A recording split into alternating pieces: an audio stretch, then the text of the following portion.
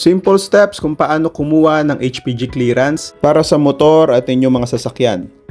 Step 1 ay pumunta kayo sa PNP HQ na sakop sa inyong lugar. Dito sa amin sa Binyan, sakop kami ng Camp Vicente Lim dito sa Calamba, Laguna. I-prepare ninyo yung lahat ng mga requirements at ipaserox nyo na rin lahat ng mga requirements, at least tagdadalawa, lalo't mahirap ang photocopy dun sa area, walang mapag-photocopyhan. Diretso kayo sa kanilang MV clearance section, ipasa ninyo sa window yung lahat ng inyong mga requirements, original at photocopy, titignan nila yon at i-verify. Once na ma-verify na nila, ay proceed na kayo with the payment. Ang payment is via Land Bank. Pwede nyo siyang bayaran sa bangko o di kaya online.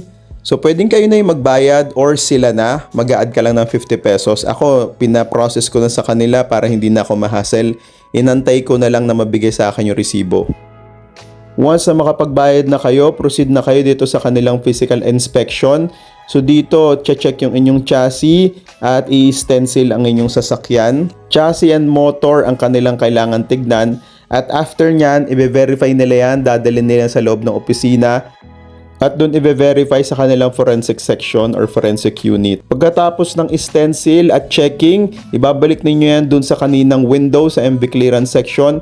Pipicturan yung inyong sasakyan at bibigyan kayo ng resibo na inyong ipapakita nyo kinabukasan para i-claim yung inyong HPG clearance. So yes, hindi nyo makukuha on the day itself yung inyong HPG clearance. Kinabukasan nyo pakunin at kailangan yung balikan. Pwede na kayong pumunta sa pinakamalapit na LTO office at pwede nyo nang i-process ang inyong transfer of ownership. That's it mga kaswak. Sana nakatulong itong video na to. Please like and subscribe. Bye-bye.